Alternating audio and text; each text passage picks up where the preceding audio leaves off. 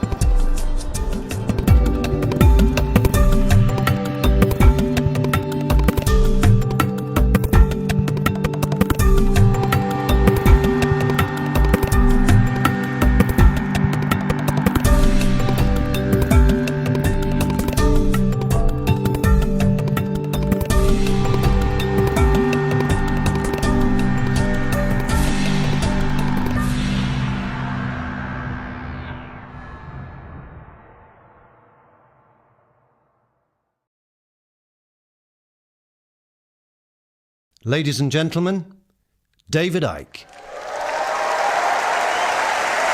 Thank you. Thank you very much. Thank you. Thank you. Thank you.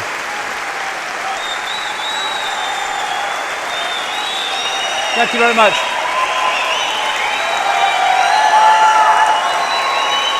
Thank you. Thank you. Thank you very much. Well, what an amazing day, what an amazing event. We've got people here from India, Finland, Sweden, Canada, America,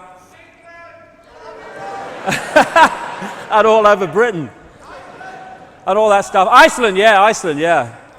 And I'd like to thank everyone for coming. I'd like to thank all the crew who've made this possible, to JP and Sean. Thank you, and to Dave Elliott and all the crew that have made this possible. And also to Bill. Bill has come all the way from America. He's an American professional TV cameraman, and he's come over here to work on this event just because he believes in what we're trying to do. So thanks for Bill for coming. Thank you. And also in the audience, somewhere out there, because it all looks black to me, is a lady called Yava. Are you there, Yave? There, she's over there. Yeva used to travel with me back in the days when I used to arrive at an event. I'd put the chairs out. Yave would sit to take the tickets from people. She wouldn't take many tickets, you know, sometimes 8 or 9. They'd sit in the seats. I'd talk for hours, and then they'd leave, and I'd put the chairs out, and me and Yave would go and have a little chef or something, saying, "What's it all about, Yave? What's the point, Yave?" Well, this is the point. Because if you keep going and keep passionately moving forward for what you believe in, the tide or the sea does tend to open. It's when you think, oh no, big problem, feel sorry for myself, I'm out of here. And on that very subject, before I start, 37 years ago this month, I met a lady called Linda, who has been my rock ever since, right to this day. She's the one that organized this event. And I stand on the stage and do the words, but she makes it possible by working her socks off day after day, week after week. And I'd just like to take this opportunity to acknowledge the fantastic work that she's done and the contribution she's made to my life, never mind to the work that we're trying to do. So thank you to Linda.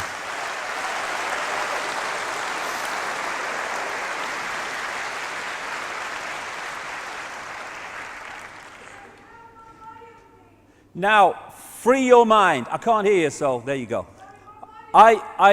Free your mind is what the whole theme of this event is about.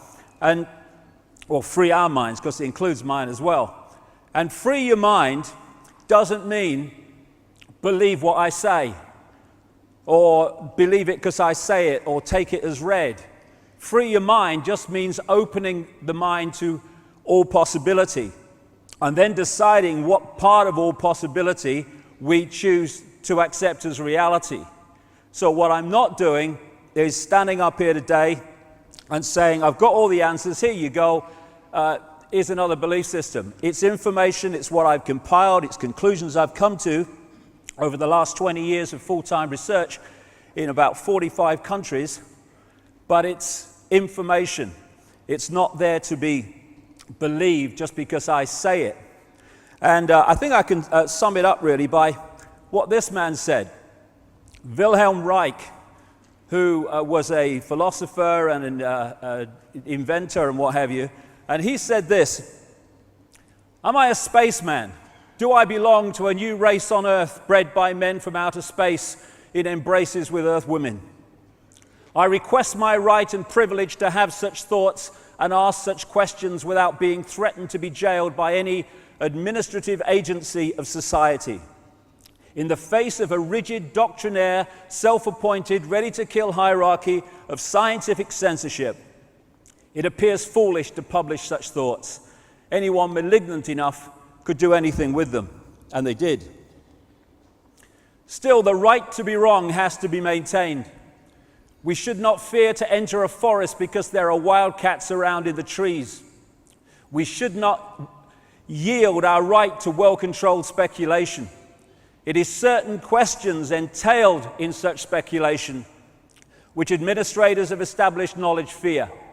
But in entering the cosmic age, we should certainly insist on the right to ask new, even silly questions, or apparently so, without being molested.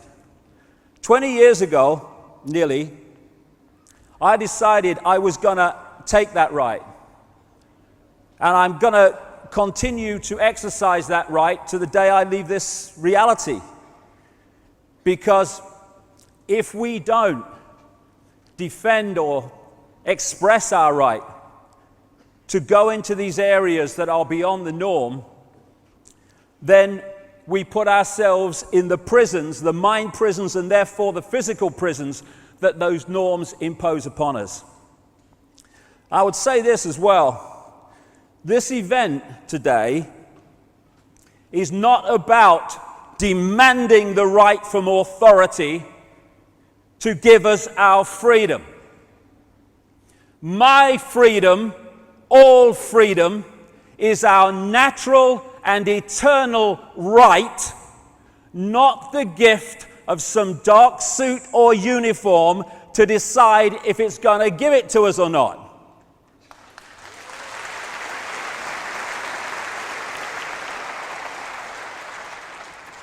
And so this is also not a day for being intimidated and frightened by this big brother crap and all these goons in uniform who seek to impose someone else's will upon us. It's just about exposing the way they're seeking to enslave us so we can see the game and therefore not play it. In fact, my attitude to Big Brother can be summed up thus.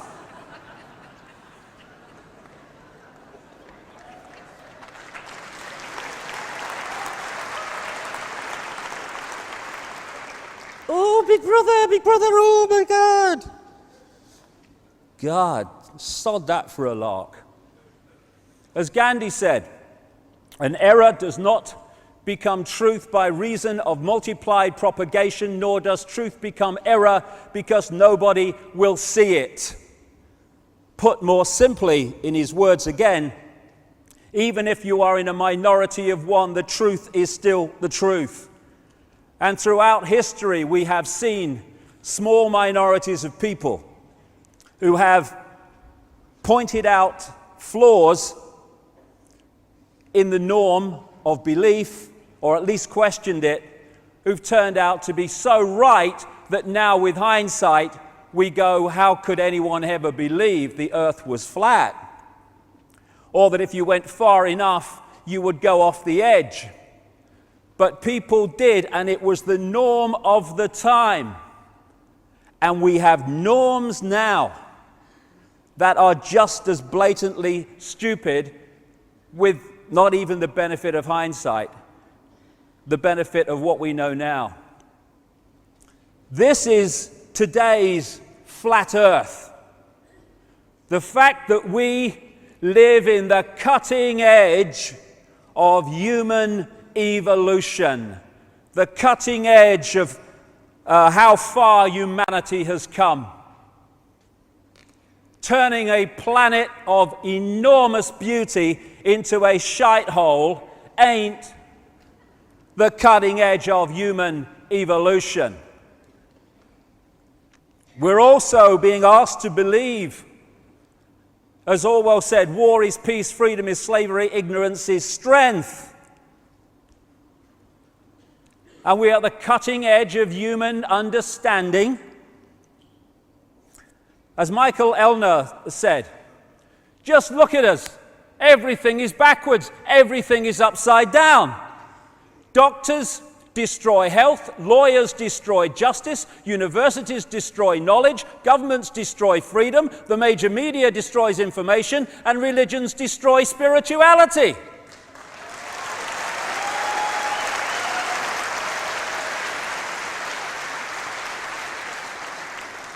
I think there's more to know here. And it's all true. As H.L. Mencken said, the men the American people admire most extravagantly are the greatest liars. The men they detest most violently are those who try to tell them the truth. We live in topsy-turvy land. Why is everything upside down? Everything back to front? Why are there billions of bewildered people who don't understand who they are, where they are, what the whole business of life is all about? The world seems such a ball of confusion and complexity and bewilderment. But it is when you don't have the coordinates to connect things together.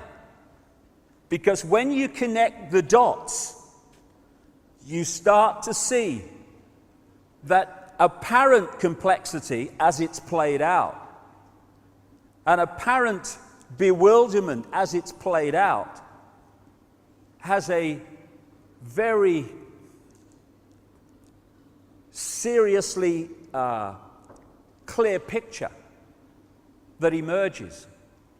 Because as you connect the dots between different people, organizations, places, religions, history, suddenly the picture starts to form. Oh, so that's it. If you don't connect the dots, it's just a mass of what's all this about. When you connect the dots, you get the elephant in the living room. You can start to see daily life and the daily news, or passes for it, and all this stuff in a completely different light.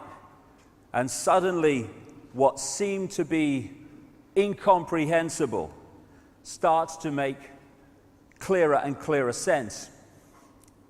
And that picture, as the dots are connected, the debts too, it's all part of it, is that there are two prime realities that we are experiencing. We're experiencing the movie. That's the movie version of reality that we're given by the mainstream media, by what passes for education, and all the other sources of mainstream information, which explain away events in the world in a certain way. But behind that, it becomes clearer as the dots join up that there is another agenda behind that, which the movie is simply there as a cover story to obscure and hide. And the foundation of that cover story, or the foundation of that secret agenda, is to get billions of people on this planet to wear a mask and play out a false identity that they don't even know is false.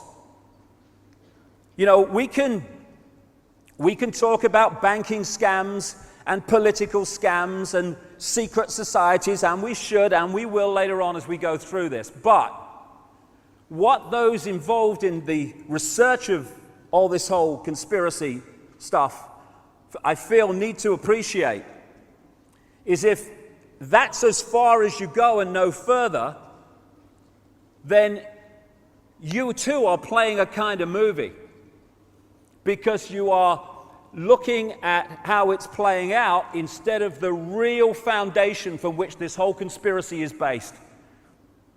And that is manipulating people to believe they're something they are not and to forget what they really are.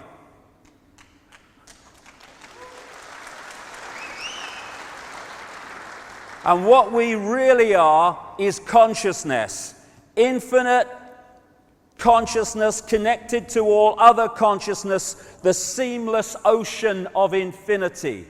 And we can move our point of observation around that consciousness and express and celebrate its uniqueness, but we are all of one infinite mind, one infinite consciousness.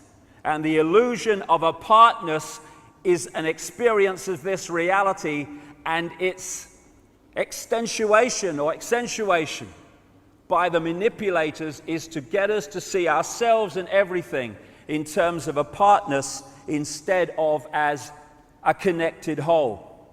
This is symbolically, even more than symbolically, the situation that this whole conspiracy is designed to put us in a bubble of consciousness, which I call body consciousness, which is disconnected from its awareness of the full magnitude of what it is, to the point where it operates on a fraction of its true self and its infinite potential.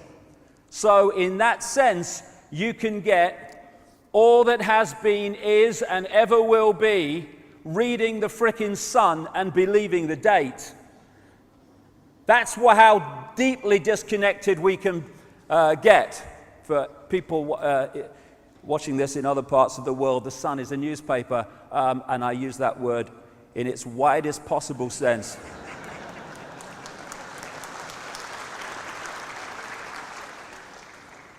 You know, my brother said to me years ago, he said, you know, Dave, what's it all about? He said, you're born. He said, and then you kind of get older, and then you die. I mean, what's it all about? I mean, what is it all about? We're born into this world. We go through these kind of situations of going older and doing this and doing that and doing the other. And then we get older, and loads of people in the world, vast numbers of people, it's a struggle and it's an effort and it's a daily grind, and am I going to survive another day? And then at the top there, oh, you know, what will God think of me? You know, I mean, it's a great line, isn't it? Hey, you know, some travel agent on some other dimension. Hey, great vacation holiday, mate. What you do is you go into this dimension, you're born, you struggle all the way through it, lots of emotional upheaval. Then you get older and your body starts to break down. And then some guy on a cloud decides if you're going to go and sit next to him, or if you're going to go to hell and stoke the fires forever. I mean, you think, yeah, I'll have 2 tickets, wouldn't you? What's it all about? I mean, there's got to be something else. If there isn't, I'm out of here and I'm staying. So, we are struggling to understand the world because we don't have the coordinates, which I'll come to. And it's obviously a world with some major problems in terms of its operation and the way it's run. Doctors destroy health. Doctors destroy health because health is not about health, it is about wealth. It's the transnational drug corporations controlling the medical system, so the scalpel and the drug is the only response, overwhelmingly, to human dis-ease. And you know, some of the side effects of these drugs, if you've ever been to America and listened to the drug adverts is one after another in America. They pay for American television, these things. And because of the law there, they tell you what the drug does, or supposed to, and then they have to reel off all the side effects. But they're not side effects, you see. That's another little con. Oh, these are the side effects of this drug. No, they're the effects, mate. Not side effects, the frickin' effects.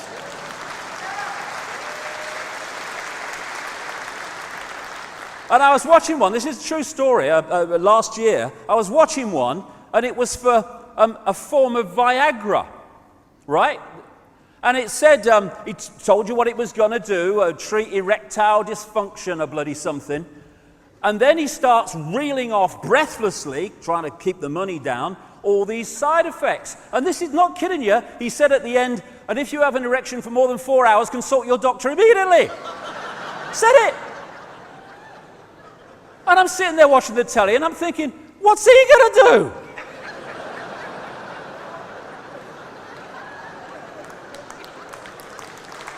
I mean, excuse me, doctor, I've got this problem. What do you want me to do? The world's mad. God, I tell you what, if I had an erection for 4 hours, I wouldn't consult a doctor. I'd thank bloody God, me. 3 hours, 55 minutes, bigger than my bloody record already, I'll tell you.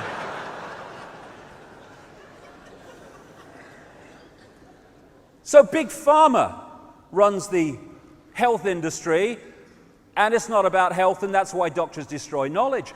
Doctors destroy health. Lawyers destroy justice. Of course they do, especially those that represent the state. And I love this one.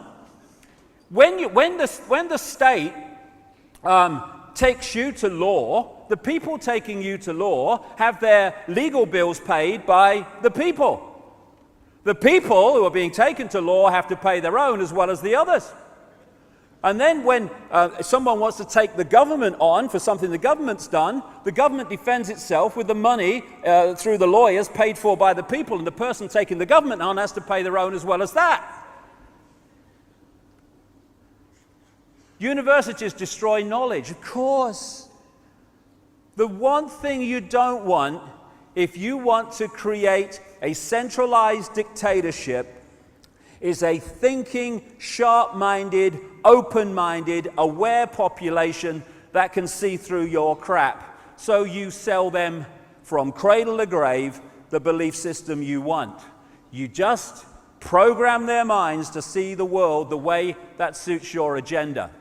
All over the world, we must have education. Yes, let's try it.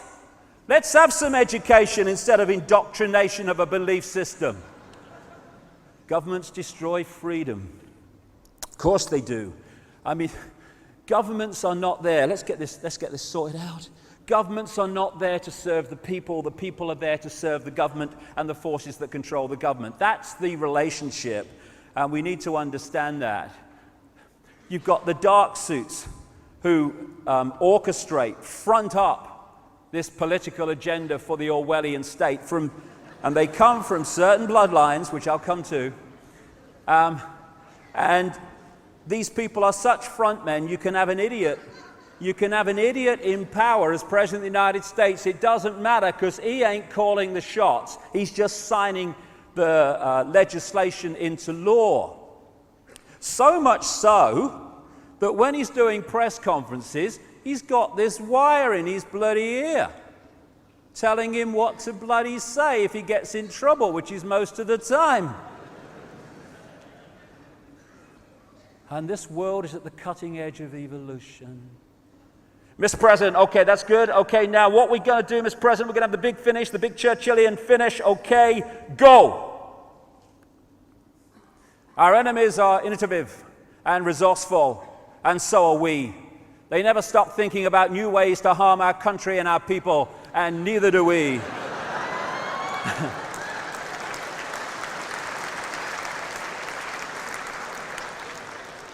Did you get that? Did you get that, Mr. President? True quote. And now we have the choice between three people who are all controlled by the same force. It's called democracy. Which front man or woman do you want? There you go, cross there. And these are the people who are fronting up the destruction of our freedom of expression. Then the media. The media are there to tell the people the version of life and events that suits the agenda. And those real journalists who don't will tell you how hard it is to get other kinds of information into the mainstream. And the worst kind of censorship is self-censorship, where you know it ain't worth crossing that line because A, you'll get yourself in trouble, and B, it won't get in the paper or on the news, so you edit yourself. That's going on all the time. Religions destroy spirituality. Get into this in the second half. All the religions come from basically the same source, and they're worshipping the same gods that the secret societies worship. And what my father used to call bricks and mortar religion is there to enslave the minds of the people and divide and rule the people, not to open people to the true infinite magnitude of who they are. You can't say that! Pope will go mad! Couldn't give a shit, mate.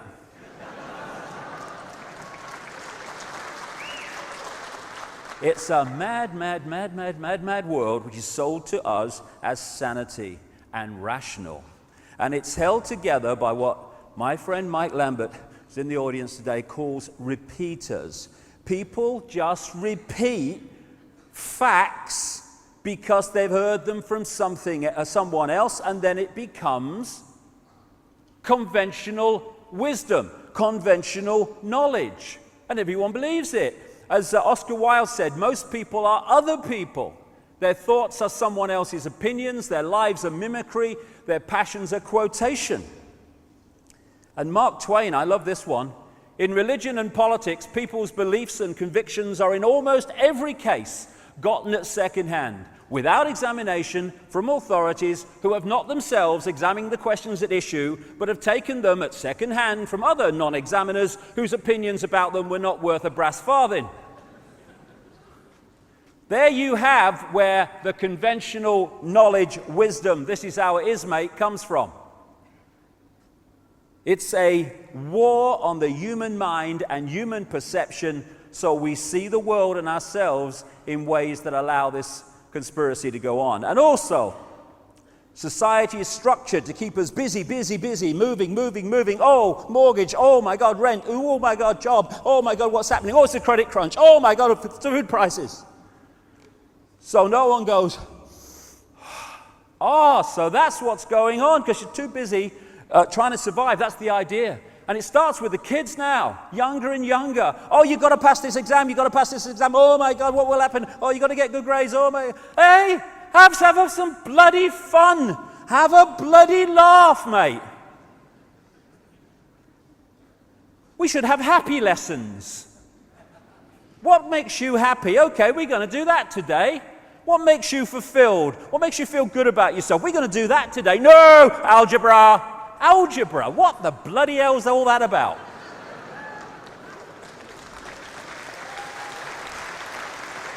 I could never work it out. I never tried, really. What does X equal? Couldn't give a shit, mate. Whatever you say. Ain't bothered. I've lived 56 years, right? I've never used bloody algebra. I've never entered my mind. Shh. Get that one, delete file. So we have this world of apparent confusion because of the way that it operates. We turn out shite that we don't know what to do with. We reach a level where we can create amazing technology, and we use that technology to pepper bomb cities full of civilians. And you know, we've at the cutting edge of evolution. We can kill more people in one go than ever before. Hey! Isn't it great to be human? And this is what we do in the name of freedom. We think it's okay for children to sign their names on bombs which end up on children just like them in the Lebanon. But we don't want to talk about that. Hey, here's a game show. Watch this. Shut up. Hey, honey, quick. She's going for the car. Quicker the bloody better, I say. People around the world get bigger while people die because they've not got enough to eat. Massive amounts of food available, thrown away, while others, I've seen this live once, it's unbelievable. People living off rubbish tips to survive. But we don't want to talk about this. Oh, no. Hey, quick, honey. There's a picture of Paris Hilton naked in the back of a car. Quick. Was that the car that lady just went for? Watch this. Shut up. Don't let's talk about this and get all moral about it.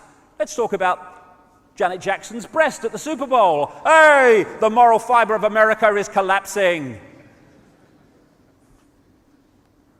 Oh, no, that's the moral. This is fighting for peace. This is just collateral damage. Don't worry about it. As Gandhi said, what difference does it make to the dead, to the orphans and the homeless, whether the mad destruction is wrought under the name of totalitarianism or the holy name of liberty or democracy? None whatsoever. They're all tyrannies when they do that.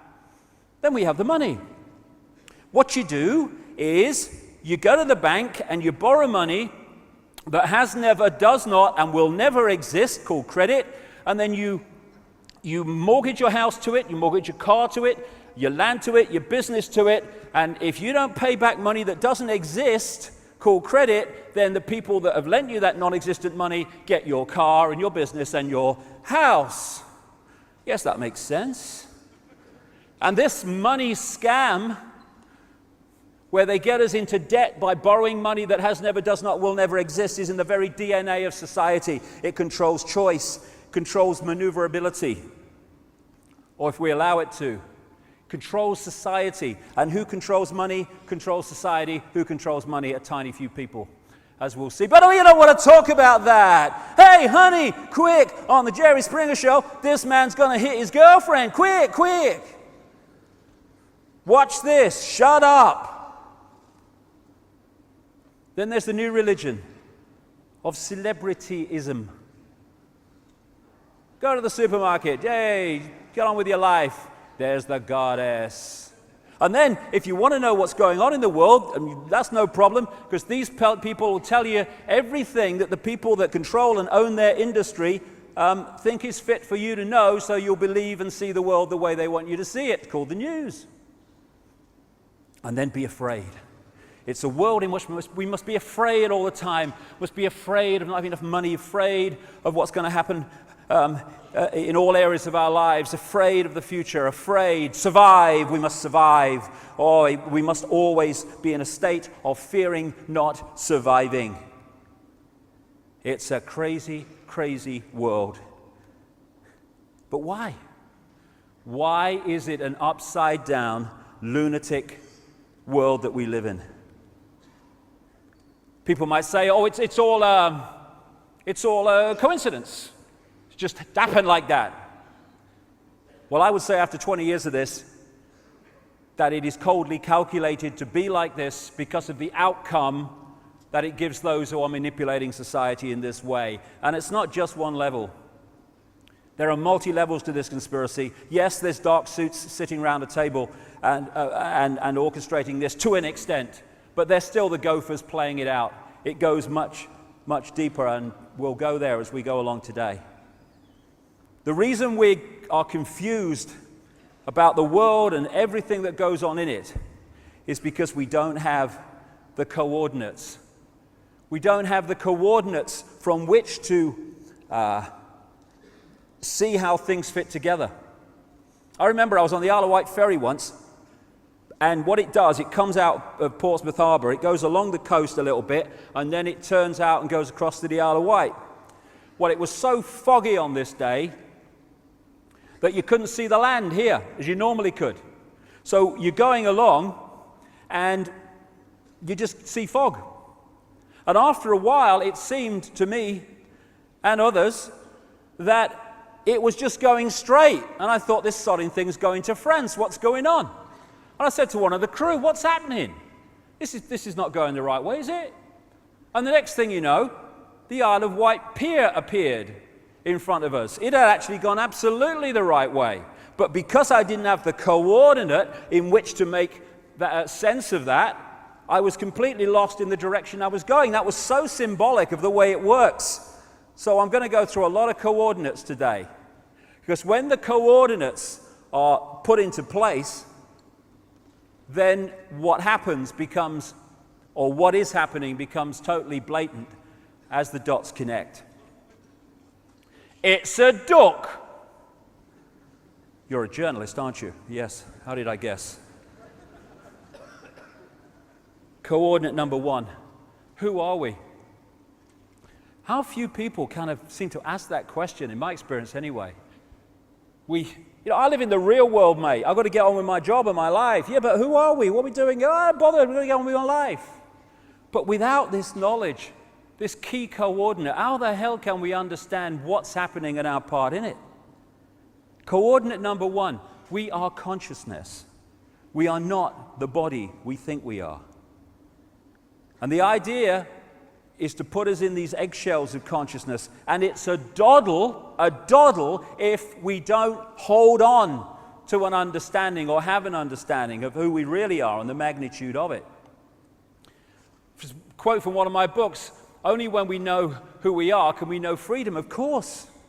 Unless we know the nature of reality and who we are and our part in it, how can we understand the world if we don't understand the reality that is the world? No wonder we're bloody confused. What is reality?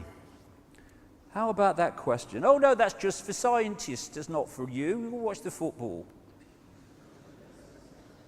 Nazi propaganda minister, Goebbels.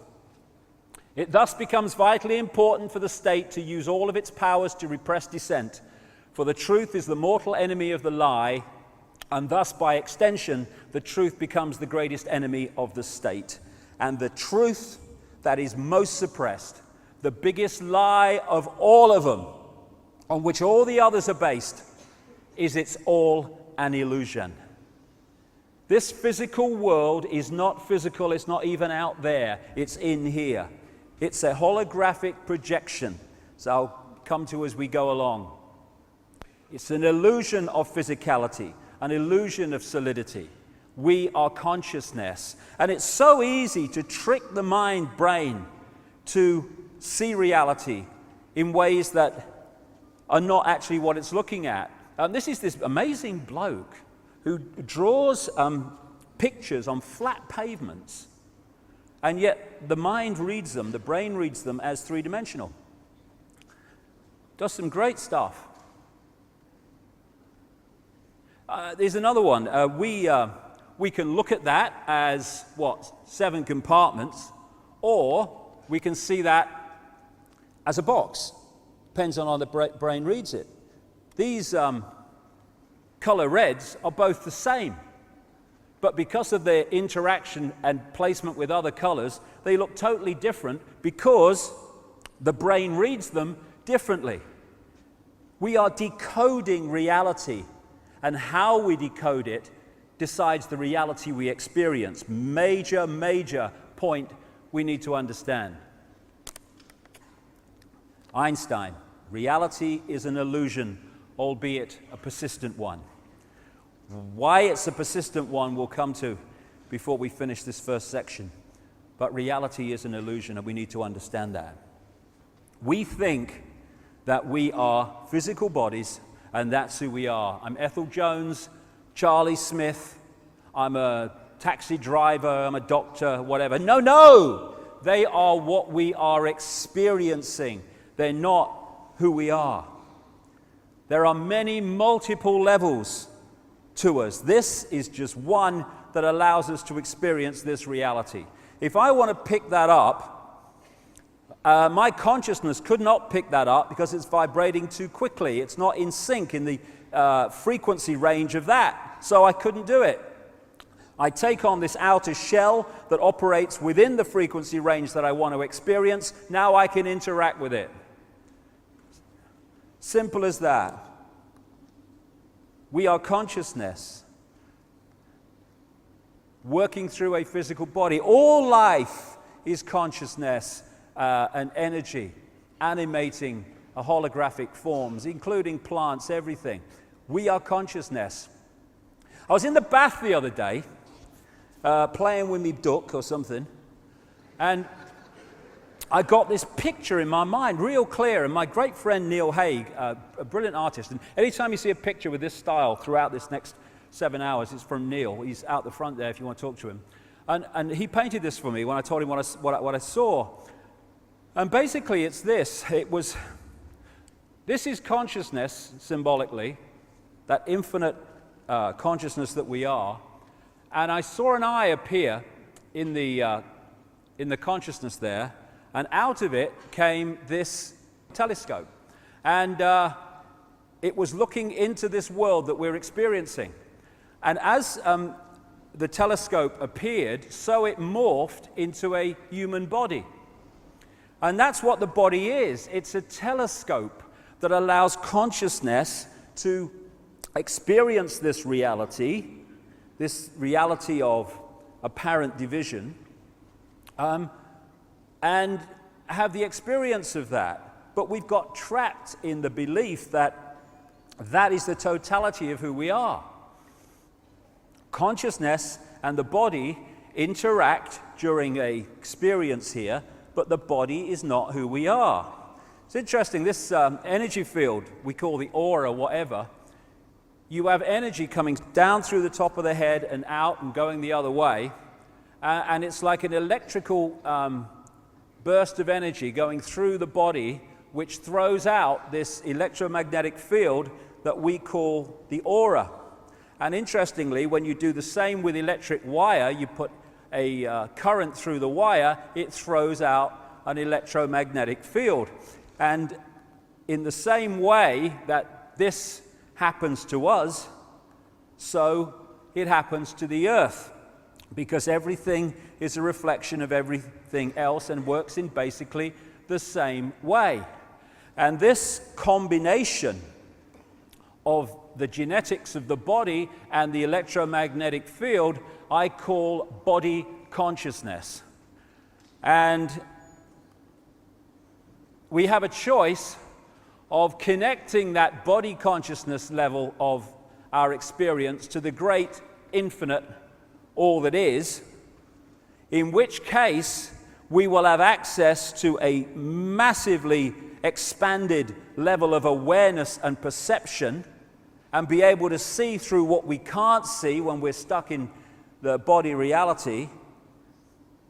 Or, and that's what this is basically, this eggshell I talk about, it is the body consciousness, the auric field working directly through the body. And if we get isolated in that, then our level of reality perception and what we can perceive and expand our mind to understand is massively suppressed. And this is the situation that we face in this world. People who are infinite consciousness operating at the level of body consciousness.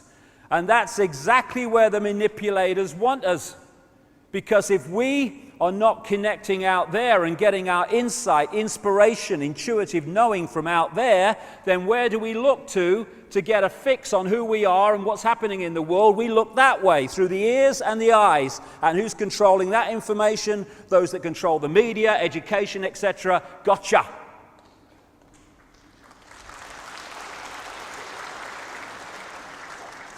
The body, I call it a genetic spacesuit. And it's kind of funny, you know, if you were on the moon with someone and an astronaut started thinking he was his spacesuit, I mean, crikey, can you imagine? Hey, Houston, we've got a problem. Bill thinks he's his spacesuit. He's bloody mad because he's not his spacesuit. Yeah, but we think we're our spacesuit. And what would there be in that situation on the moon? There would be chaos. Well, that's why there's chaos here, because we believe we're our spacesuit. That's what makes racism so insane. It's like saying, I'm better than you because my spacesuit's different color. Bloody ridiculous. But the cutting edge of human knowledge, so why should I complain? We are consciousness working through the body. Now, I got a real amazing feeling for this. About 2 years ago, just before I last spoke here, when my mother died, Barbara, and I went along to the funeral, obviously, and my brother had organized it, and he said to me, do you want to come and see your mum while in the mortuary or at the funeral parlor?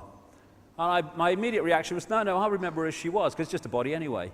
But something said, no, go. And for some reason in my life, I've never come across, the first time I've seen a dead body was my mother. And I turn up, and I walk in this room, and there's this body in this coffin, this open coffin. And I know it sounds ridiculous, but it was dead. There was no bloody life there whatsoever. Dead, unbelievably dead, took me aback dead. And next to it was this picture, which my brother had blown up, which was going to go and be used in the funeral, which it was.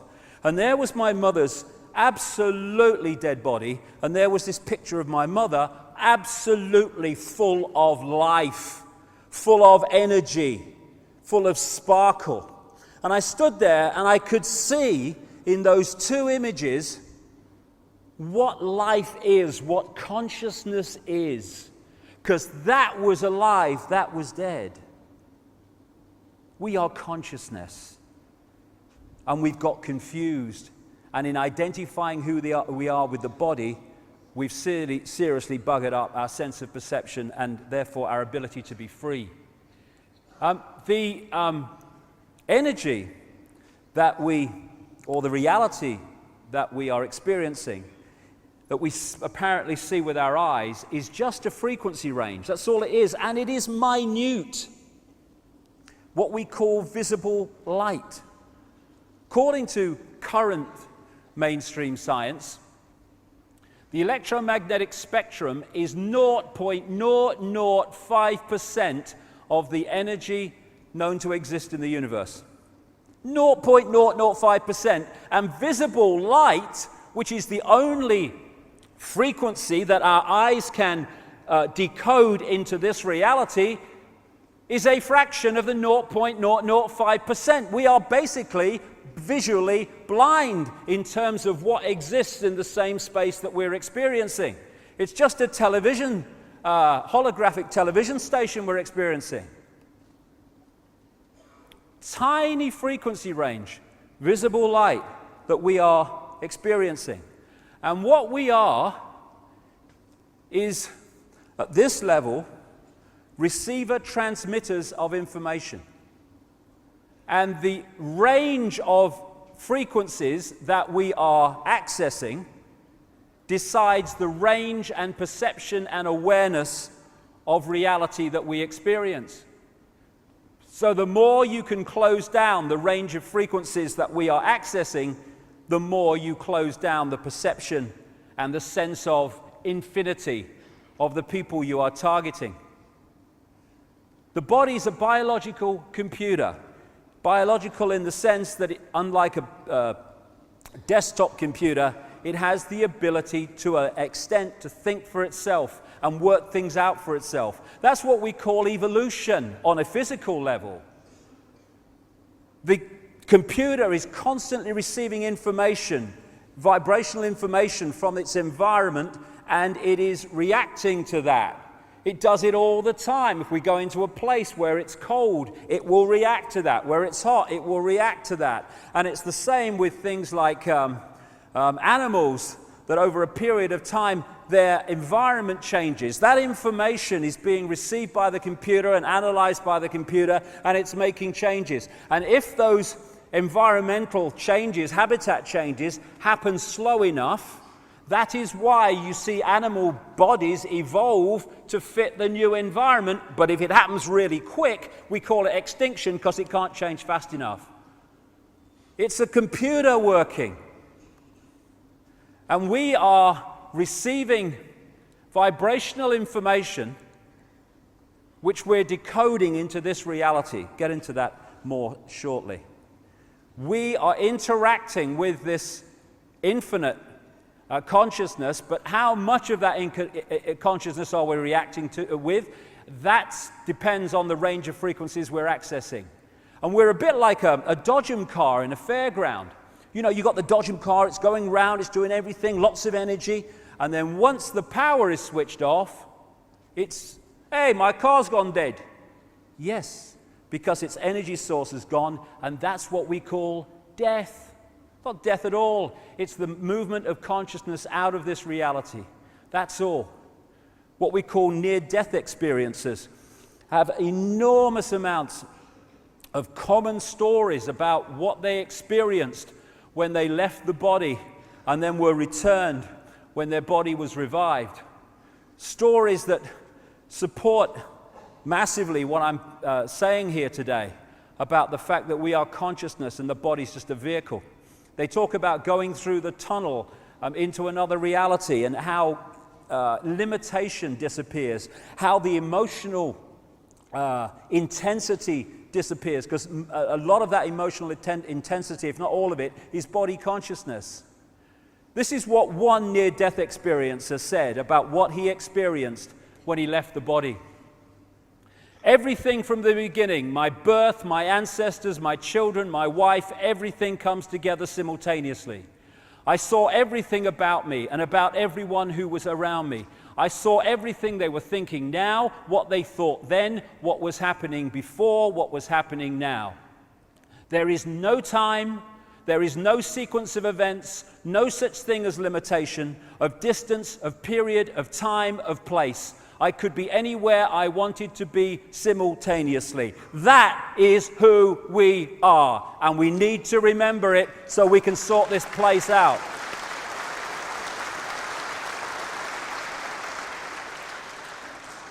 What do you mean there's no time? That's stupid. Oh, right. So, manufactured time is on my wrist. If I cross a certain invisible point in the world, I enter yesterday or tomorrow. Ridiculous. It's a decoding illusion, time and sequence. As William Blake said, to see a world in a grain of sand and heaven in a wild flower, hold infinity in the palm of your hand and eternity in an hour. Everything is everything else happening at the same time. It's a decoding process. If you are watching a film, movie on a DVD on the telly, where you are in the movie, you think is the present. The scenes in the movie you just left or watched is your past, and the scenes you've not seen yet are your future. But all of them still exist in the same moment that you're experiencing what you perceive to be the present. And if you run back, bingo, you're in the past. You run forward, you're in the future. No, you're in the same now. As H.M. Tomlinson said, we see things not as they are, but as we are, because as we are decides how we decode reality. And this conspiracy might play out as banking scams and political scams. Yes, it does, and we should know that. But this conspiracy is about manipulating our sense of who we are so we decode what they want us to experience. And what that perception is one of division, apartness, because that creates the fault lines through which they can divide and rule us when we are oneness, all connected at different points of perception and observation within that whole, therefore expressing glorious diversity, but still connected. And that's the point, you know. I understand it. When you're talking about oneness, people think that it's like everyone therefore becomes one clone blob, like this. I'm oneness and also am I, oh yeah. What is oneness? What is this oneness I'm talking about? It is all possibility. That's what it is. It is everything that has, is, or ever will be there to be experienced. So there is no contradiction between being in a point of awareness of the connectedness of everything and at the same time celebrating and expressing your glorious diversity and uniqueness of perception. Indeed, the uniqueness of our expressing of our lives is honoring, if you like, the oneness that is all, because it's all possibility. What you get, ironically, when you disconnect from that into that, is you get a situation where you do get people who are, you know, I'm not oneness, neither am I, I'm not oneness. You do get uniformity, because people start operating on the same tiny range of frequencies, and therefore they start acting and seeing the world the same. Everyone thinks the same, everyone's tuning to the same bloody station. That's why we think when we experience the world, and understandably it seems like that, and the way we decode it, that the world is out there, that it's out there. In fact, it's just a projection. It's all going on in our minds, in our heads, as we decode reality. As the great Bill Hicks, the American comedian, said, what a great man he was, great man. All matter is merely energy condensed to a slow vibration. We're all one consciousness experiencing itself subjectively.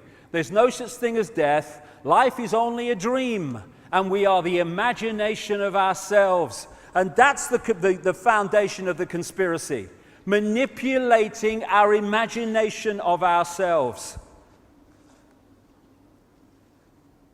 Infinite love is the only truth. The existence of an infinite consciousness is the only truth. Everything else is illusion. Everything else is the imagination of that consciousness made manifest and experienced.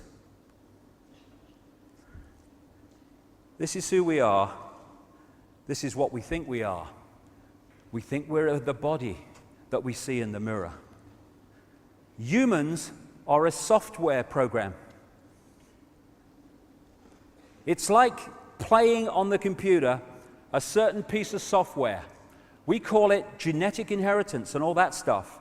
And from that we get what we call personality. We get all the other genetic traits, and we think they're who we are. It's a software program. Cultures this different cultures. They're software programs. Nothing wrong with them. Love them, experience them. Illusions only control you when you think they're real. When you know they're illusions, play with them, have a laugh. But they're software programs. We're not human. That's our experience. It's not who we are. Even my body's the same. Even mine. Lost a bit of weight, you know. Been off the booze for 3 months, that's why. This is an article in the San Francisco Chronicle. DNA is a universal software code. From bacteria to humans, the basic instructions for life are written with the same language. Even the cutting edge of mainstream science is now beginning to turn its mind to the fact that this is computer, and this may well be a illusory, almost computer game. If you look at the codes that make up DNA, A, C, G, and T, or in my case, G and T, G and T, G and T. Oh, no, I've given up. I gave it up 3 months ago, sorry. These 4 codes, depending on where they are in relationship to each other, decide so many things. They decide if your body's a mouse or if it's a human. And the difference in the coding compared with the difference in how it expresses itself in the different physical form is minimal. And if you look at those codes in the Matrix movies, very, very similar, because the principle of that movie is correct. On one level, we are a digital, energetic construct operating beyond human sight.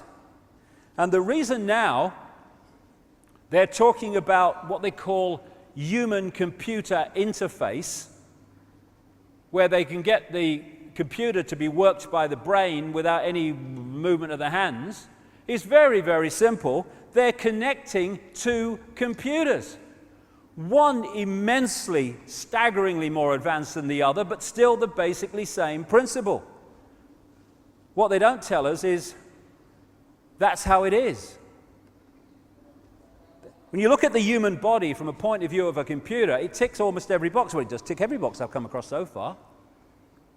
When the computer has a virus and it gets out of control and eventually it won't switch on, what do we say? My computer's dead. Why? Because it cannot connect to its energy source. What do we say when people die?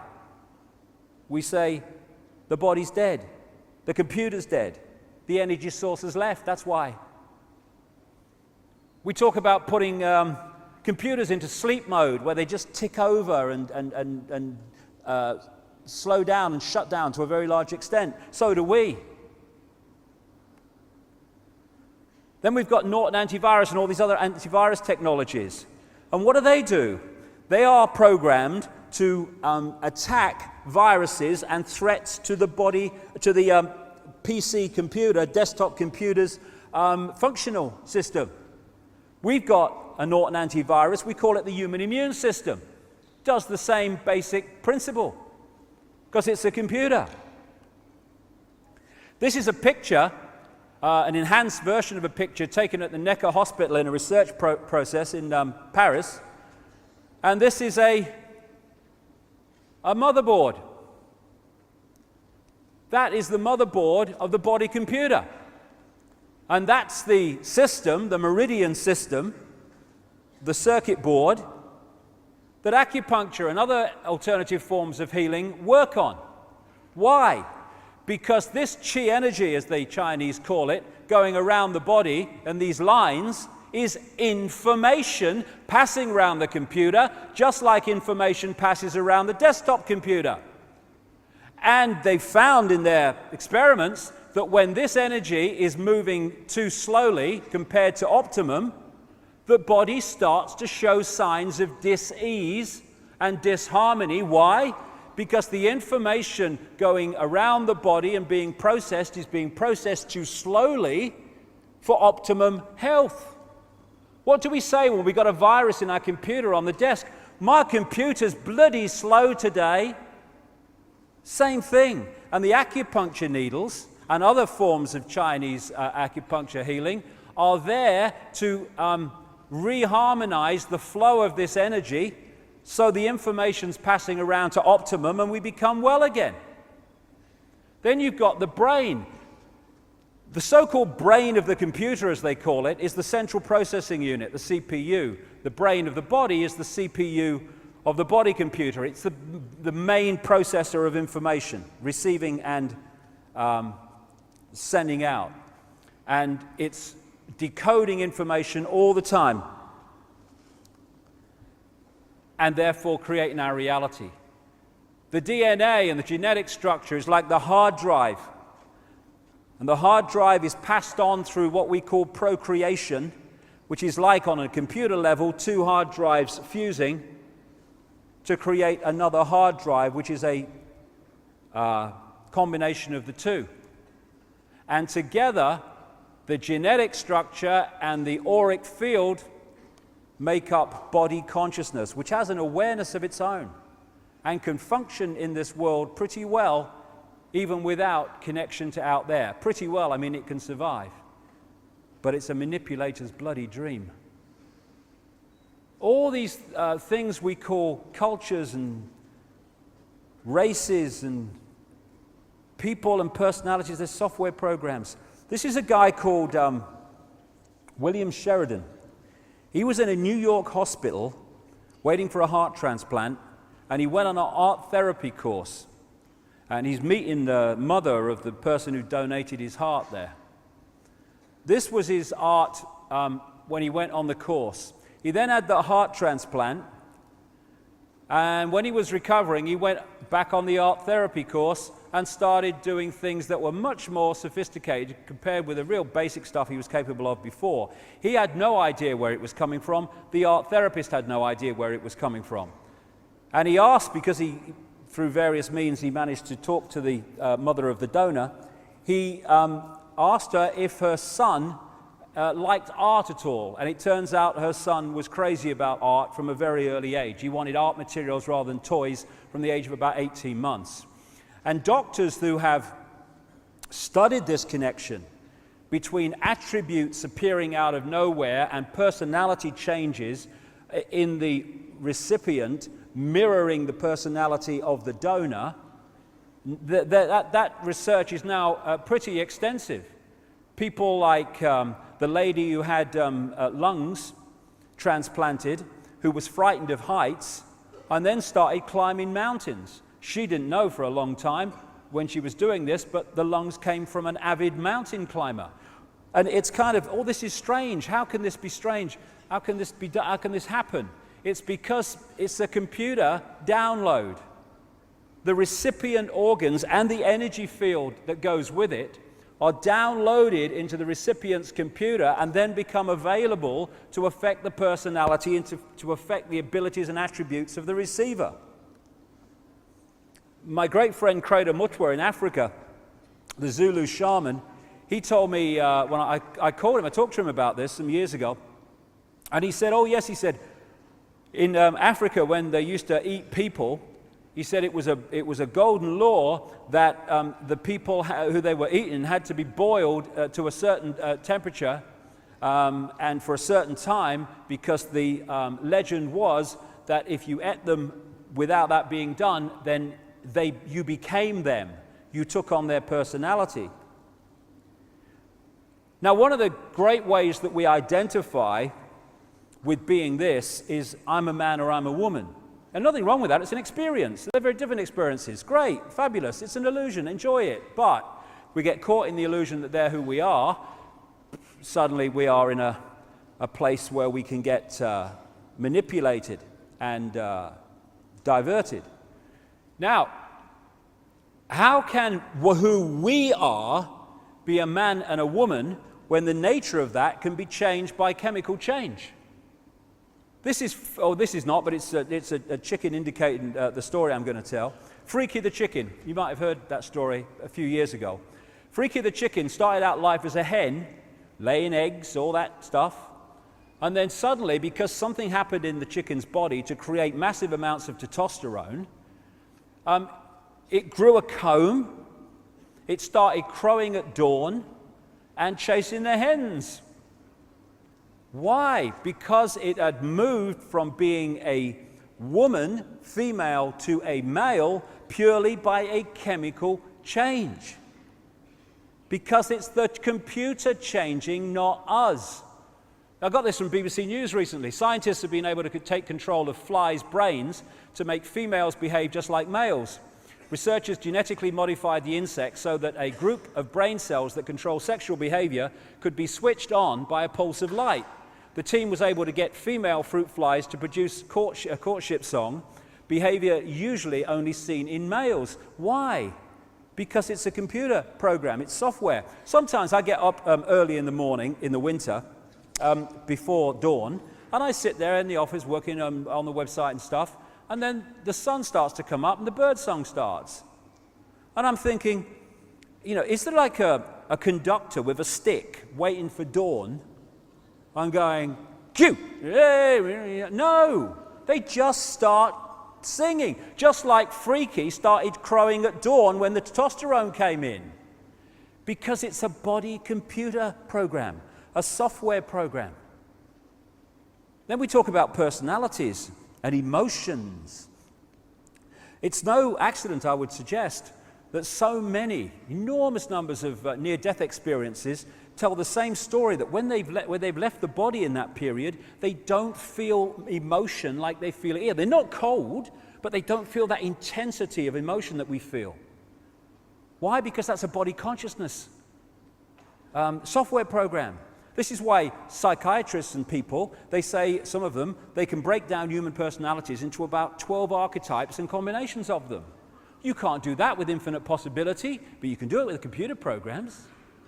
We had that lady in Britain a few years ago who had been in institutions, in and out of them, with real manic, deep depression for 40 years.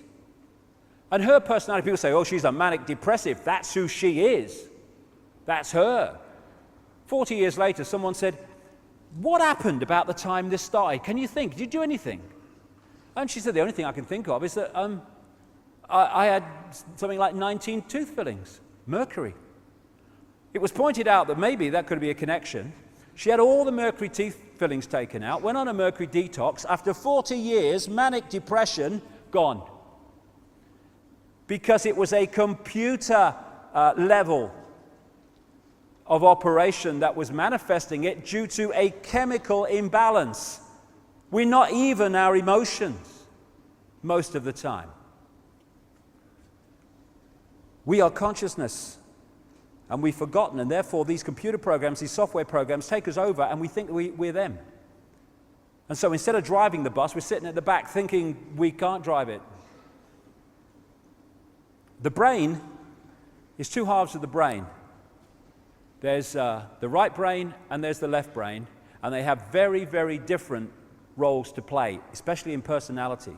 And between them is this bridge called the corpus callosum, which bridges the information, again, information between the two. Now, this is another picture that Neil Haig did for me recently. Symbolically looking at what the right brain and the left brain do. The right brain is out there. It's creativity. It's inspiration. It's the maverick.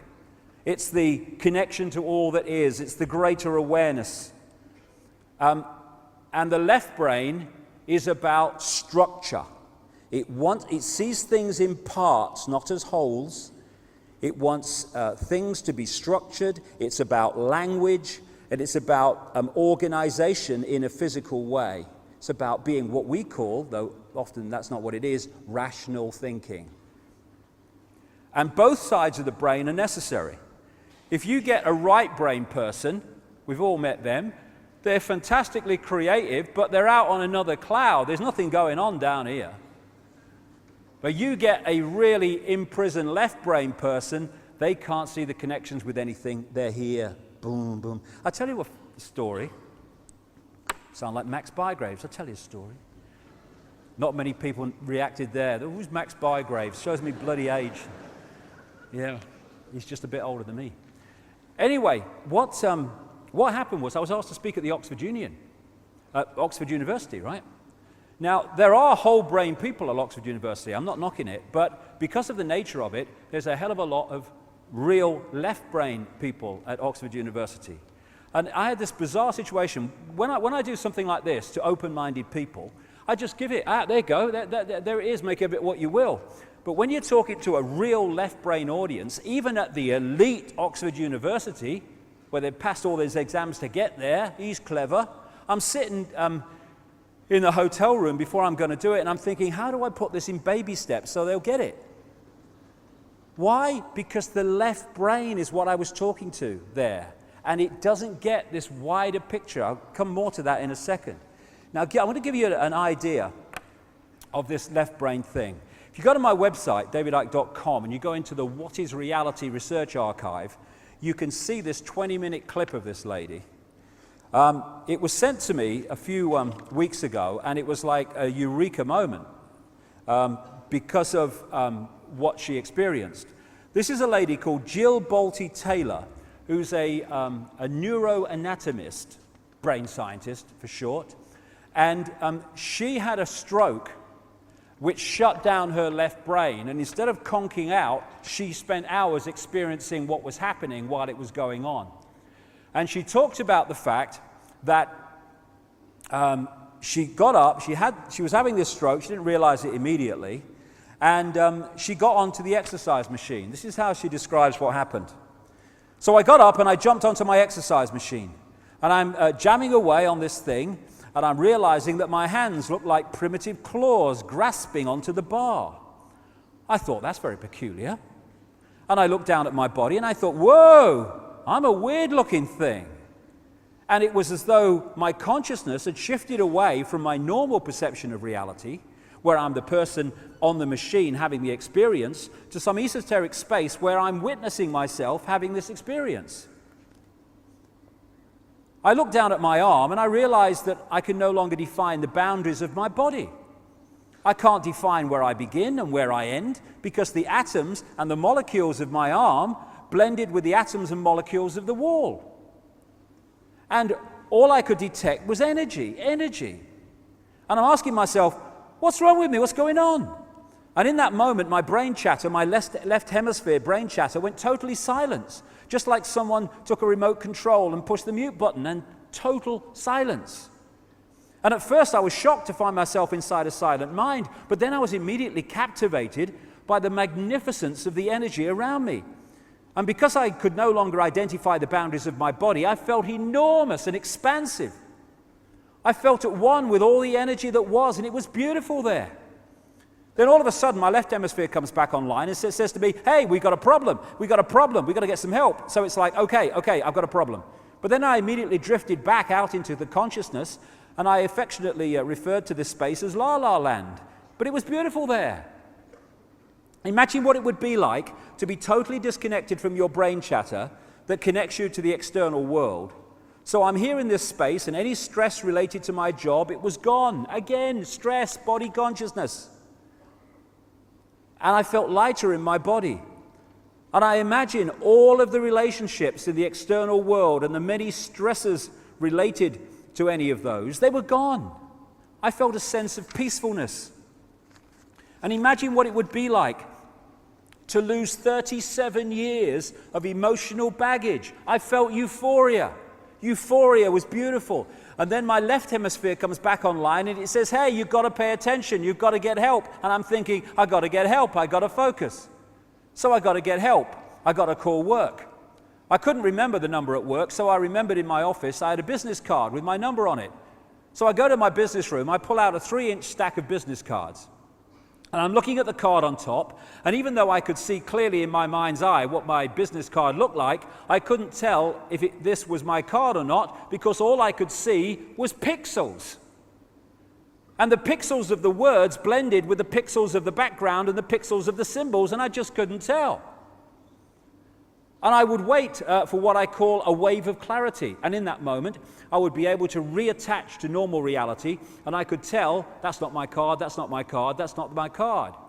It took me 45 minutes to get 1 inch inside of that stack of cards. In the meantime, for 45 minutes, the hemorrhage is getting bigger in my left hemisphere. I do not understand numbers, I do not understand the telephone, but it's the only plan I have.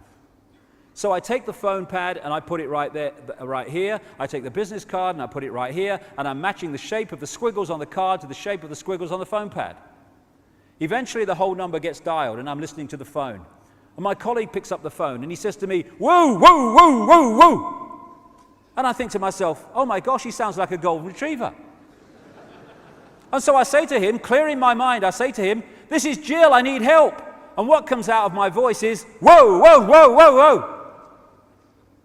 And I'm thinking, oh my gosh, I sound like a golden retriever. So I didn't know that I couldn't speak or understand language until I tried. What's happening is the left brain, because of what's happening to it, has stopped decoding vibrational information into human language and vibrational information into this reality. Therefore, it sees pixels, which is the next level of reality to this one.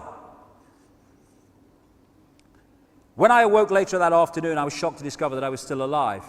When I felt my spirit surrender, I said goodbye to my life, and my mind was now suspended between two very opposite planes of reality. Because I could not identify the position of my body in space, I felt enormous and expansive, like a genie just liberated from a bottle. What a wonderful expression of what it is. And my spirit soared free like a great whale gliding through the sea of silent euphoria, nirvana. I found nirvana. I remember thinking there's no way I could ever be able to squeeze the enormousness of myself back inside this tiny little body. But I realized, but I'm still alive, and I found nirvana. And if I found nirvana and I'm still alive, then everyone who is alive can find nirvana. And I picture a world filled with beautiful, peaceful, compassionate, loving people who knew that they could come to this space at any time, and that they could purposely choose to step to the right of their left hemispheres and find this peace. And then I realized what a tremendous gift this experience could be, and what an insight this could be in how to live our lives. And it motivated my recovery. So who are we? We are the life force of the universe, with manual dexterity and two cognitive minds. And we have the power to choose moment by moment who and how we want to be in this world, right here and now. I can step into the consciousness of my right hemisphere where I am the life force power of the universe and the life force power of the 50 trillion beautiful molecular genuses that make up my form. At one with all that is, or I can choose to step into the consciousness of my left hemisphere, where I become a single individual, a solid, separate from the flow, separate from you. I am Jill Bolte-Taylor, intellectual neuroanatomist. These are the we inside of me. Which would you choose? Which do you choose, and when? I believe that the more time we spend choosing to run the deeper inner peace circuitry in our right hemispheres, the more peace we will project into the world, and the more peaceful our planet will be. And I thought that was an idea worth sharing. Quite bloody right.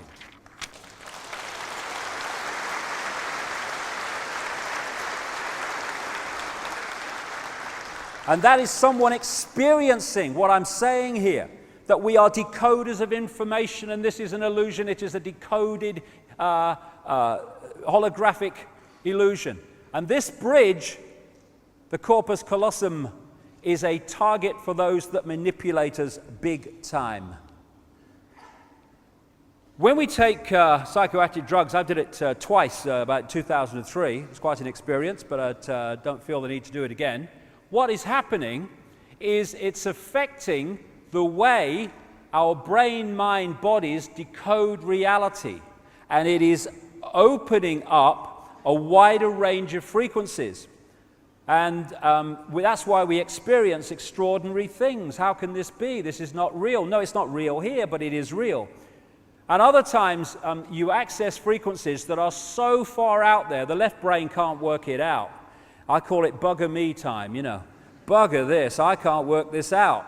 And you get these kind of amazing concepts and energies and consciousness coming at you, and the left brain's trying to work it out. Well, you got to decode it into something, you know. And it's like, all right, it's a turquoise eagle eating a Big Mac. Okay, I'll do that. And then you go, hey man, I had an incredible trip last night. I saw this big turquoise eagle. It was eating a Big Mac, you know. No, that was bugger me time. It couldn't work it out, mate, what was going on. And this is the target.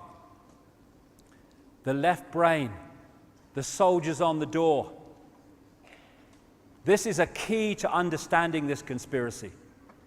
The whole of society is structured to turn people into left-brain prisoners who experience reality through that version of perception. Apartness, division, I am Charlie Smith. I must jump over everybody. To succeed, I must be a success. People must say you're successful. That's my identity, that's my sense of self. And so what they do, look at the system. If you want to progress within the system, this left-brain society we live in, then you have to be very, very good at passing exams. You go to school, you pass exams. And what are you doing in exams? You're taking information given to you, you're putting it in the left brain, you're holding it, you're regurgitating it out on an exam paper by telling the system what it's told you to believe.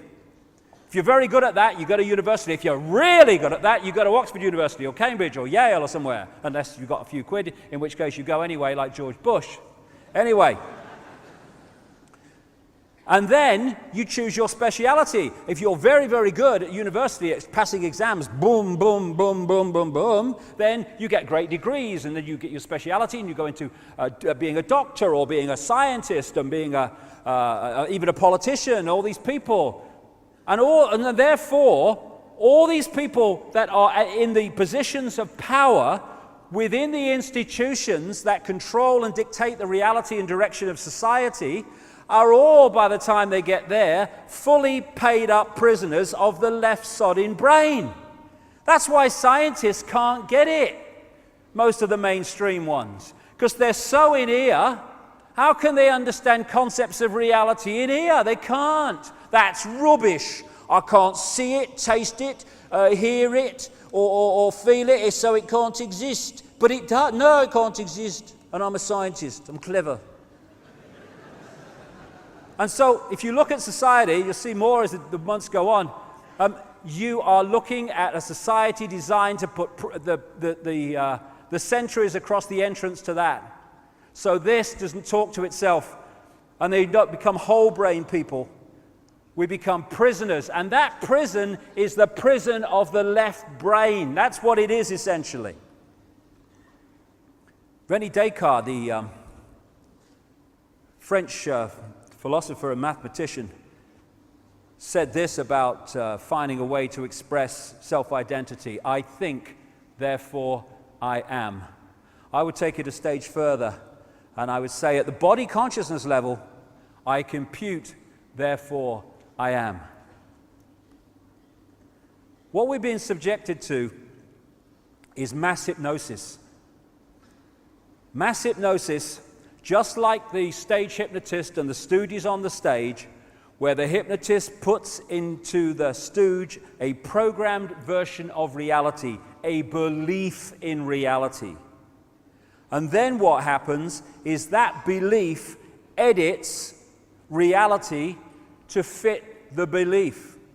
So suddenly they see an elephant in the audience. There's no elephant in the audience, but there is in their reality. They taste a potato and eat a potato and taste an apple, because although the electrical signal of the taste of the potato has gone to the brain, the imposed belief, the program, recodes that signal into the taste of an apple. The person is tasting an apple while eating a potato, because this is what MSG does in food.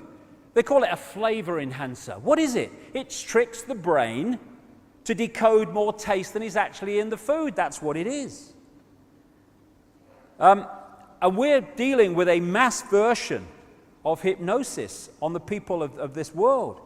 Paul McKenna, he's a hypnotist and works with the mind of people, television shows and stuff like that.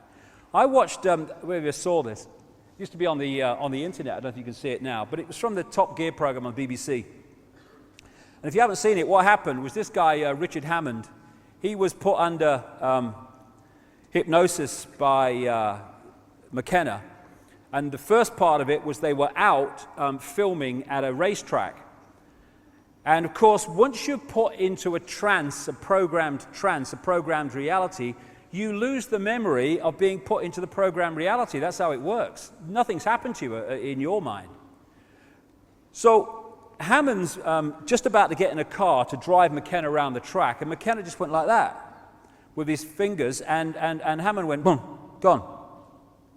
And McKenna said to him, when I bring you back to a waking state, or words to that effect, you're not going to be able to know anything about how to drive a car. He's come back, he has no idea that's happened. Sits in the car, got the key in his hand, doesn't know what to do with it.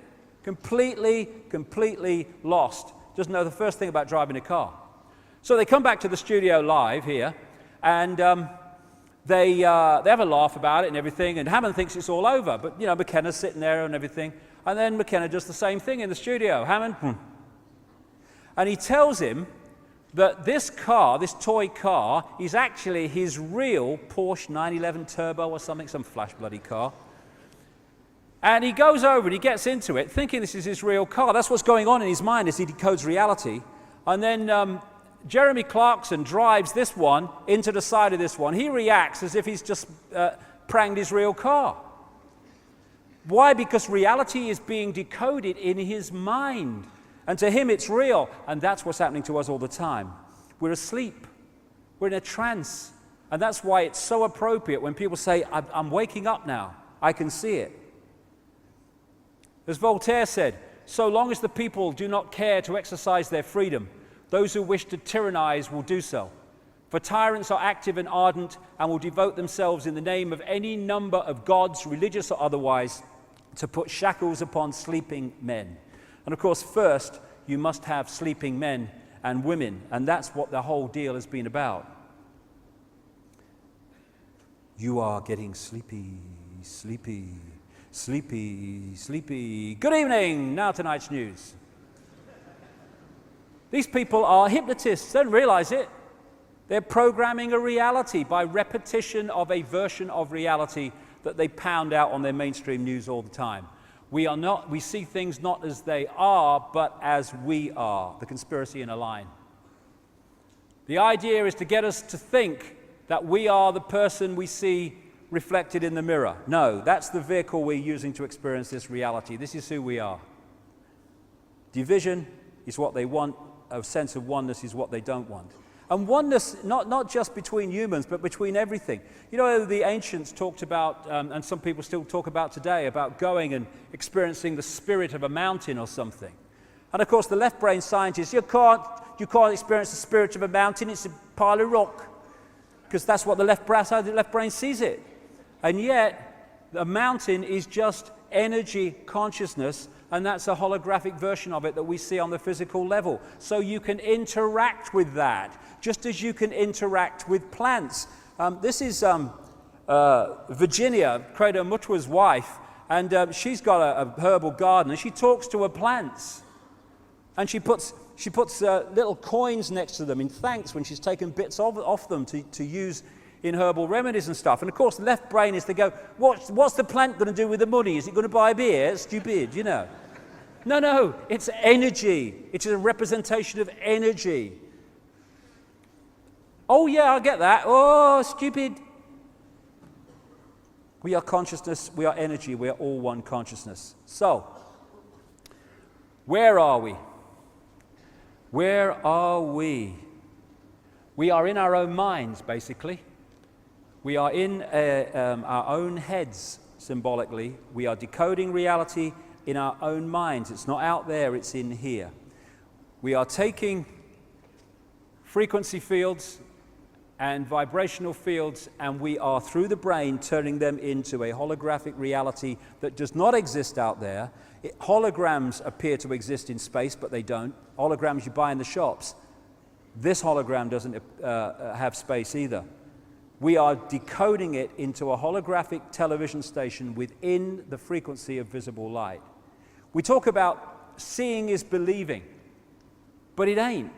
Believing is seeing, because what we believe affects what we decode and therefore what we see. There's that great line in the Matrix movie where the Neo character is saying to the Morpheus character, what is real?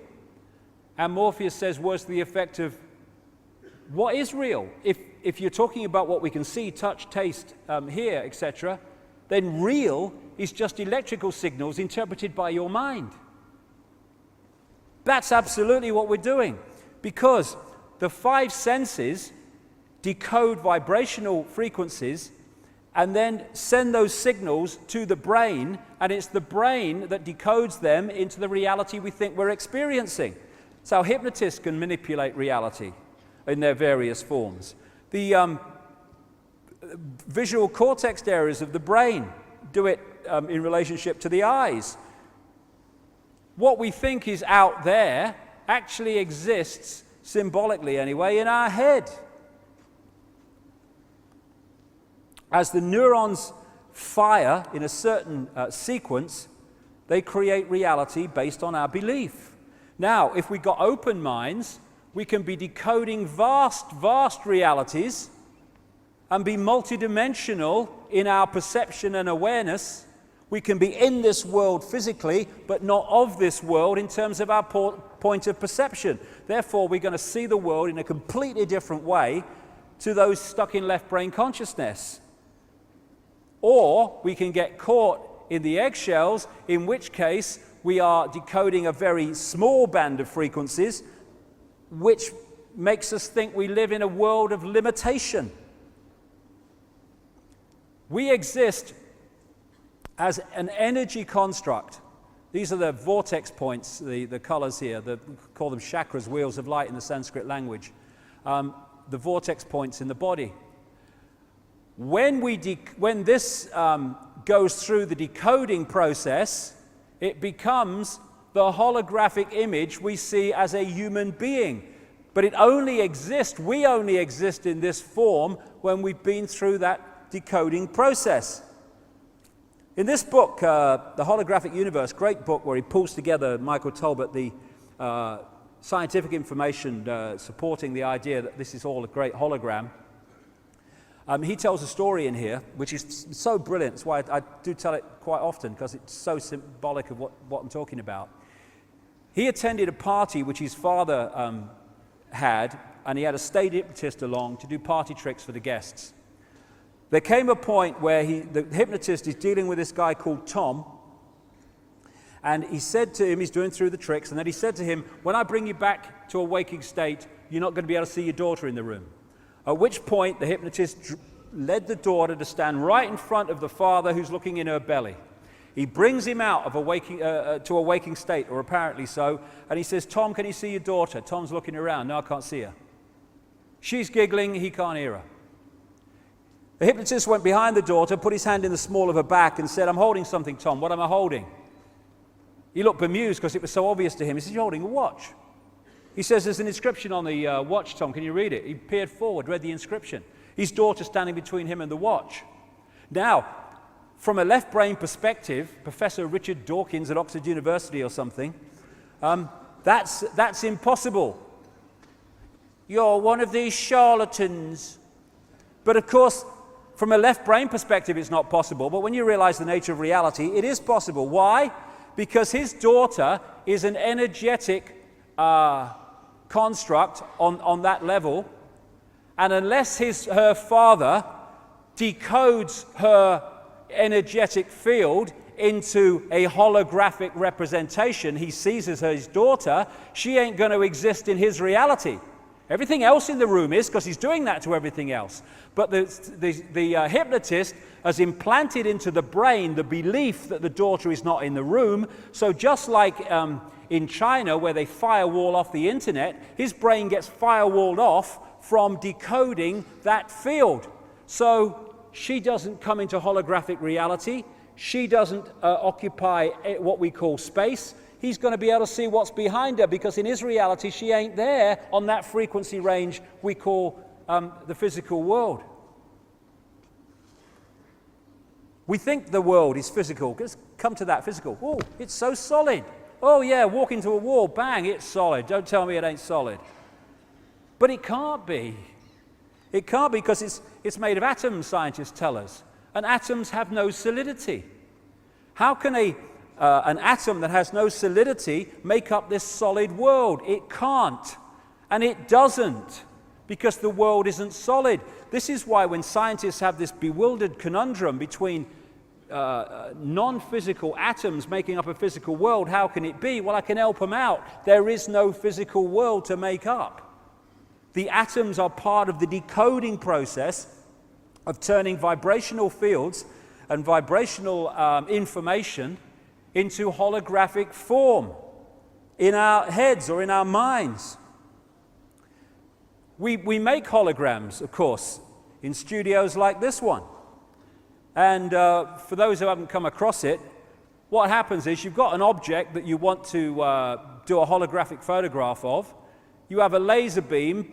Part of it is diverted across the object you want to photograph. Part of the beam is taken away and hits this photographic film, where it meets the other part of the beam carrying the vibrational information of the image.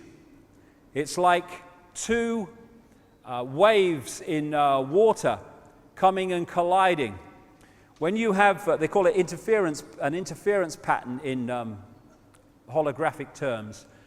When you throw two pebbles in a pond, where the waves they make collide is a vibrational representation of those two stones, their weight, their size, and where they dropped in relationship to each other. And that's the same principle as holographic film. It looks like fingerprints and stuff. It seems to have no form, no clarity, but you then fire a laser beam at this and bingo. An apparently three-dimensional image of what's been photographed appears before your eyes, appearing to occupy space, but not. These are all holograms. Some of them, the best ones, can look as solid as you and me. These are all holograms with no space, no 3D, just the appearance of it. There's the Queen, holographic photograph of the Queen. Very appropriate when we get to the second half. Queen's a lizard. You're mad.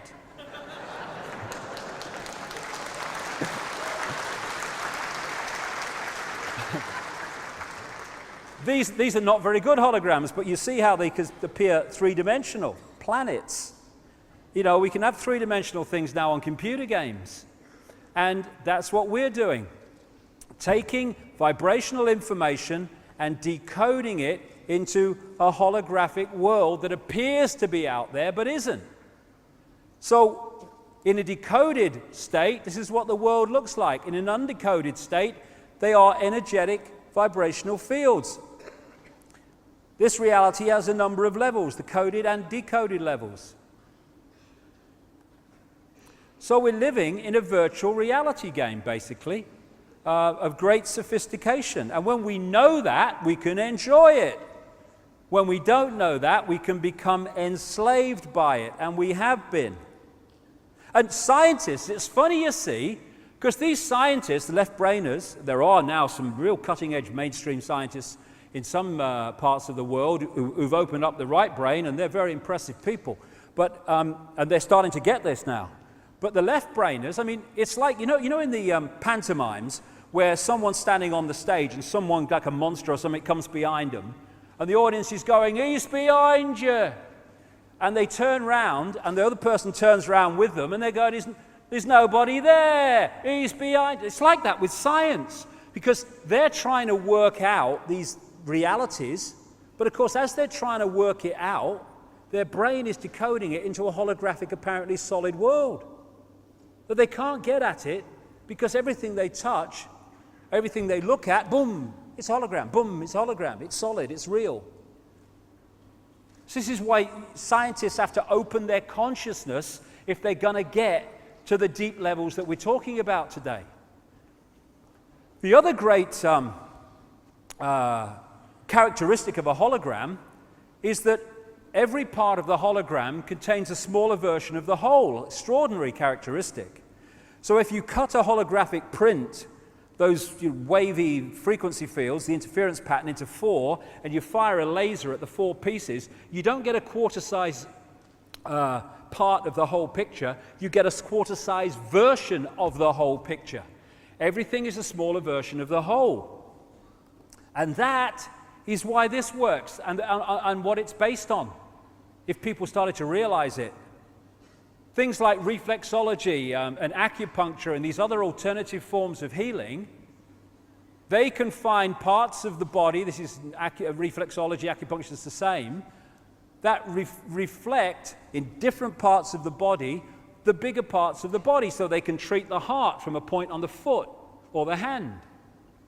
Different parts of the ear, you can treat different parts of the body from a point on the ear. Of course you can. It has to be like that because the body is a hologram, and so the ear is a smaller version of the whole in the way it works. We have this thing, this line that people say, oh, everything's as above, so below. Yes, because it's a hologram. So, this is why the human energy field is mirrored by the Earth's energy field, because it's a hologram. And every part of the whole, at all the different levels, is a smaller version of the whole. What we're living in is a holographic internet, as I call it. If you look at what we call the internet, which we use on our computers, the only place the internet exists in the form that we perceive the internet, websites and graphics and colors and texts, is on the computer screen. It's the only place it exists in that form. Everywhere else, it's electrical circuits, mathematics, on-off electrical signals, all the rest of it. Same with television. The only place that television exists as we perceive it is on the screen. Everywhere else, it's frequency fields, mathematics, and electrical systems. And it's the same with us. Jean Fourier, a Frenchman, he developed something called the Fourier transform, which allowed pictures to be turned into frequency fields, broadcast, and then decoded into pictures. That's basically what our brain is doing on a vastly more sophisticated level. So what is the matrix, this holographic internet we live in or think we live in? We are part of its projection. It is energetic information. That's what it is. And we decode that information, and what we decode and how we decode it decides our experienced reality. Decides what we experience. We are crystals, basically. And so often, of course, in receiver transmitting, you see the use of crystals. The membrane of every cell, and we have trillions of them, is a crystalline substance. DNA is a crystalline substance. This is the membrane of a cell. And electrical signals make these gates open and close, letting in what's good for the cell, keeping out what's bad for the cell, etc., etc. Which is why when we get involved in disruptive electrical and electromagnetic situations, these can open and close at the wrong times and lead to ill health. But we are crystals, and we are transmitter receivers of information. And this was an article on DNA that I read. From the characteristic form of this giant molecule, a wound double helix, the DNA represents an ideal electromagnetic antennae. Yes, of course it does.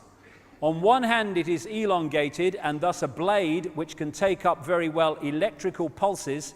On the other hand, seen from above, it has the form of a ring and thus is a very magnetical antennae.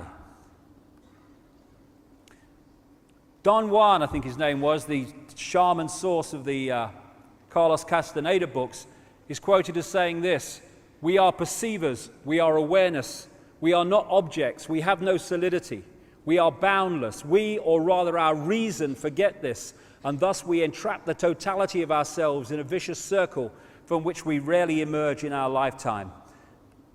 And we don't do that because we're not meant to. Society is structured to keep us there. And these influences programming information, sense of belief, the poisons we get in food and drink, religions that mess with our minds and close down our awareness, education and all this other stuff, medical drugs are affecting the decoding of this information, what we decode, how we decode it, and what range we decode. And at the level of the real manipulators, that's coldly, calculatedly done to put us in a vibrational prison we call a world. Bewildered world, going through it. What the hell is it all about? I don't understand. This is symbolic of the world we live in. For a body, computers. And we tap into this World Wide Web, you might call the cosmic internet, the holographic internet. And it's not, this is symbolic, the wires between them, because it ain't like that. It's like this. This Brixton Academy has wireless internet. It's here, everywhere, around us. We can't see it, it's not affecting our perception at all. But if I tune this computer to that Wi-Fi wireless internet, on that screen will suddenly appear that internet, that reality. And what we're living in, where are we, is a holographic internet, and that information exists everywhere around us, and we're decoding it unknowingly, though not now, increasingly, into this reality we think is the world. And so you had that scene in the Matrix movie, the first one, where Morpheus says, the Matrix is everywhere. It's all around us, even now in this very room. You can see it when you look out your window or you turn on your television. You can feel it when you go to work, when you go to church, when you pay your taxes.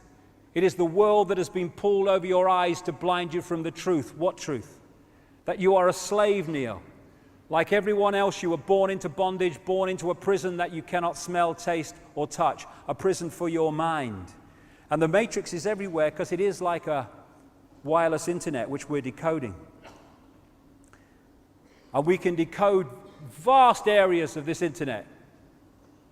Or, as they do in China, that internet can be firewalled off so we only access that which suits those in control. And that's basically what's happened to us, not least through genetic manipulation.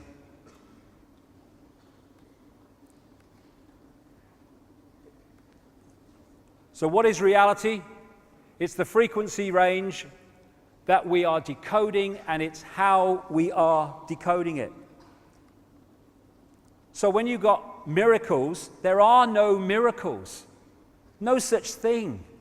There's only understanding reality more than you are when you perceive them as miracles.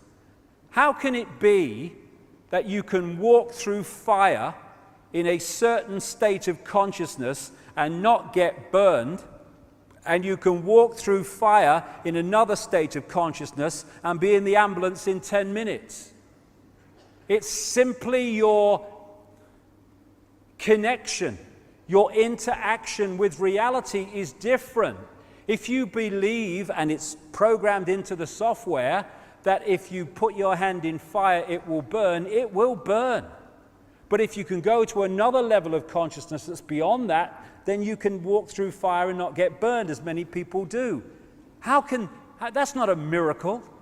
It's just decoding reality in a different way. And we have the potential to decode a Sodom paradise, which is why this has been kept from us.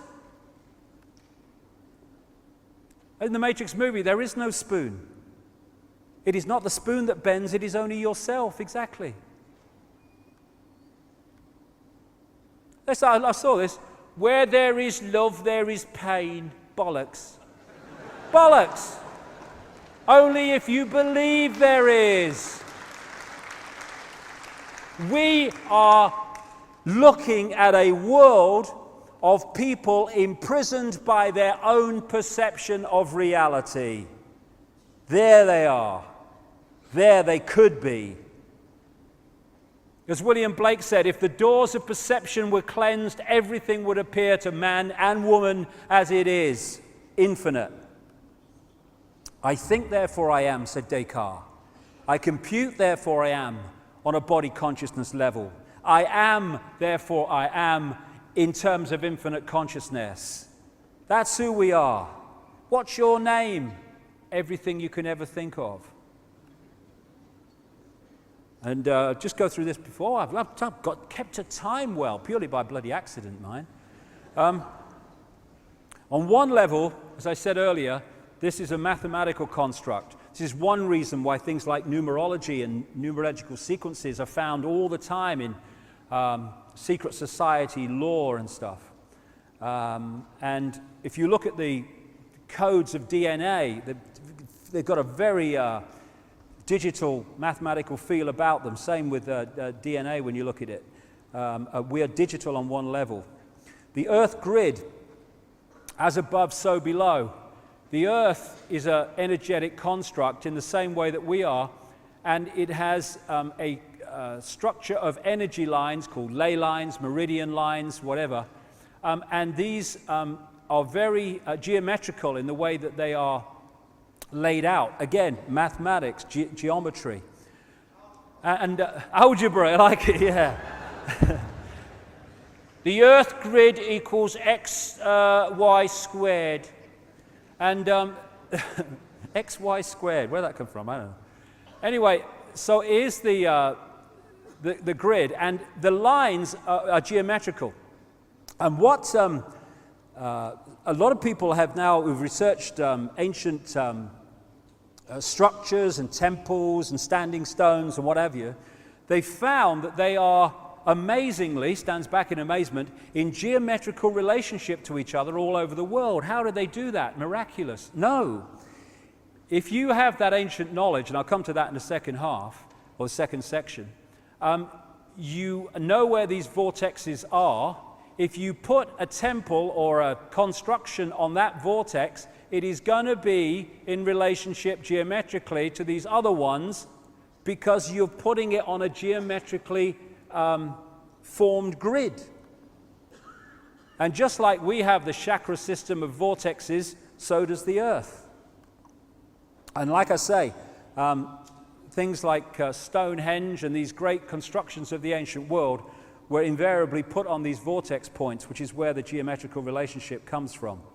Also, because of this ancient knowledge I'll talk about when we've had a break, you find that these great ancient constructions and temples and amazing creations are using classic geometrical and mathematical codes like pi and golden mean, extraordinary. Also, what comes up a lot is the Fibonacci sequence of numbers, which was attributed in terms of discovery, although it seems it was known long before, to this guy, Leonardo Pisano Fibonacci.